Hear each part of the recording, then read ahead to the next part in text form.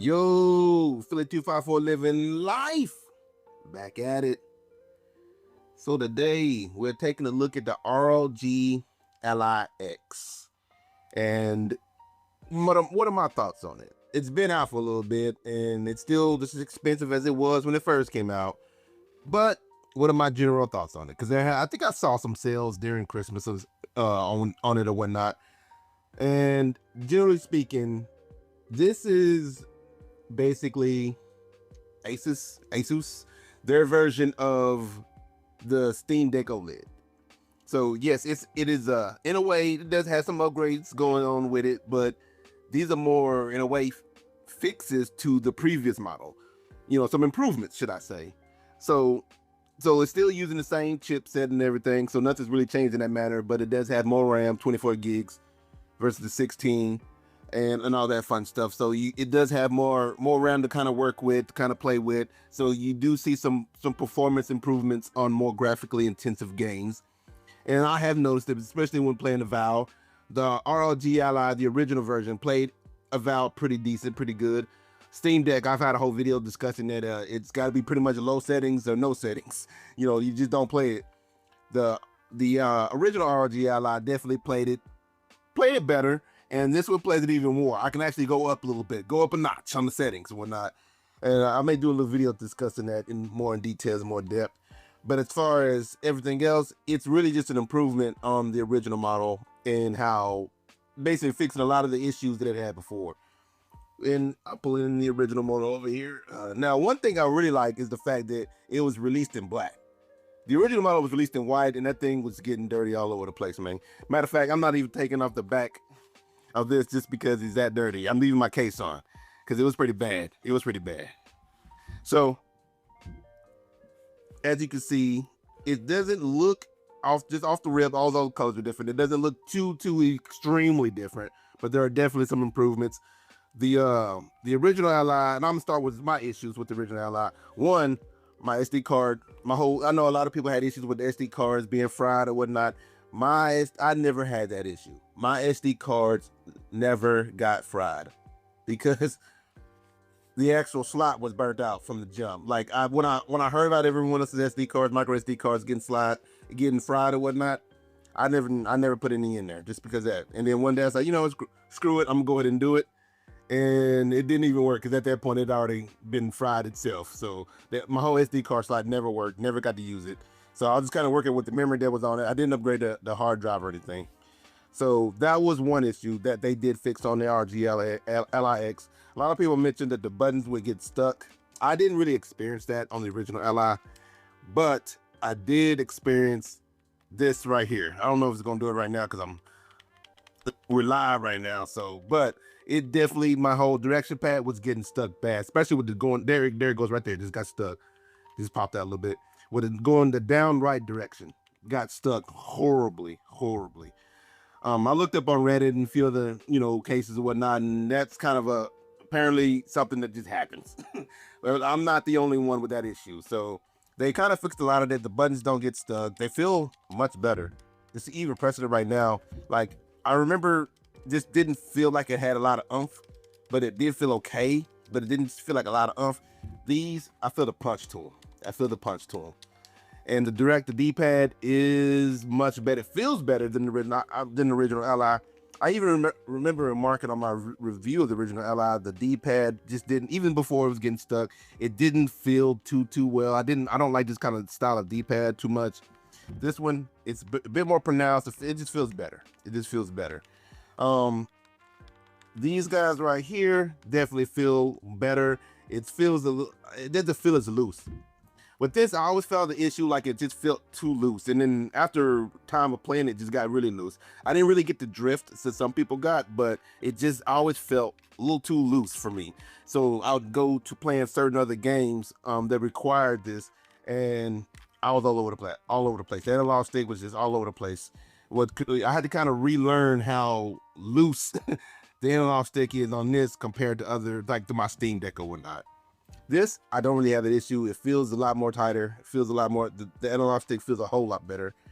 They mentioned these guys. I didn't really have too much issues with these But feeling it, you can definitely feel similar to how I can kind of feel the difference with this. Definitely. Now, one of the biggest issues outside of the SD card and the D-pad that I had was on the back. Take a look at this. Make sure I'm not upside down. Take a look at this. So these little buttons on the back here, much larger on the original Li versus the LIX. And what is that? I don't know. On the LIX.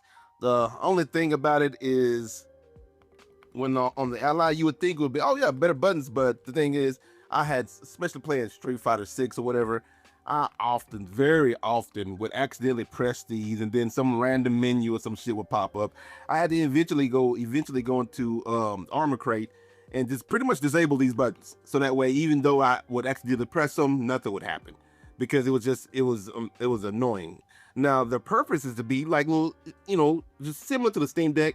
The buttons on the back of Steam Deck, they're just like little shortcuts. You can reassign shortcuts to them and whatnot, having certain things happen, and which is cool. On the actual LIX, these same buttons are much smaller. So there's less chance of you accidentally pressing them, but they're still placed in a good place, in a good way, to where it still feels normal and natural to reach for them. So that's definitely an improvement. It feels better in the hand. It definitely does. It has the grippies. I love the grippies. I'm a fan for the grippies, but it definitely feels better in the hand. So flip this guy over as well. As far as actual gameplay, like I said, I definitely noticed certain games I was able to play a little bit better. And the biggest, and I do say the biggest thing, is the battery life on this. I can play high graphically intensive games for much longer. They say that you get, a couple more hours out of this. Man, I felt every bit of that. It felt more than 2 hours. Depending on the game, it was more than two extra hours. The battery life on this is much better, and I could even go into turbo mode while on battery, which on the original Li you could not. So certain games, if you don't know, you got certain settings on the Allies, both of the Allies, where you can go, I guess, could control the battery consumption as far as the system uses the battery and whatnot. So if you go turbo mode, which is using full power, certain games just play better. Where you can go to more of a balanced mode or more of a just performance mode. Go in performance mode, certain games are not gonna play. I know on the Ally, I had to play Street Fighter 6 while plugged up, so that way the system could take full advantage of its resources. Otherwise, the game played like in slow motion. This one, I can fully use turbo mode while off the battery. No need to be plugged up. I can just definitely play anywhere, wherever. So I would say this is definitely a system that fulfills what it was meant to do, which was be portable.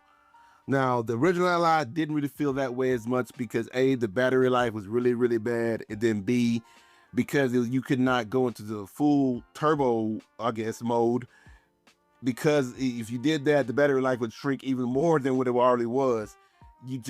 Certain games you couldn't play portable.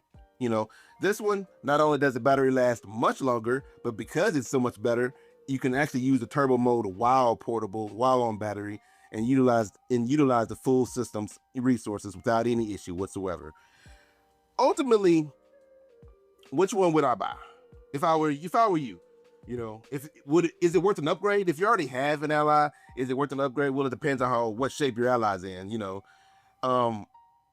If you're a fan of the Ally, then it's not like a full next generation. It's really just repairing and fixing all the mistakes that were in the original Ally, issues that the original Ally were played with. Armor Crate in this one was much better versus the one on the original Ally. Just everything across the board is it's what the Ally probably should have been. Because they didn't change any of they didn't change the chipset. There was no upgrade to the chipset or anything. It was just adding more RAM and just fix a whole lot of these issues that plagued the original Ally. So is it worth an upgrade? Well, if you want max performance, you want to use full power, you want to actually be mobile with your Ally, then I would say it just might be worth the upgrade. Maybe wait till there's a sale, but it may be worth the upgrade. If you don't have either device whatsoever, and you're just kind of wondering which one should I buy, to be honest with you, I don't know about the later versions of the Ally that were released, if they kind of fixed some of these issues and mitigated some of these issues or not, to be honest with you. But I know definitely with the current LIX, all those issues are definitely no longer an issue. They're non-issues at this point. And the main reason, so I would say, if you're okay with the potential of having some of the issues with the original Ally, maybe. But the biggest thing you got to keep in mind is the original Ally is also much cheaper.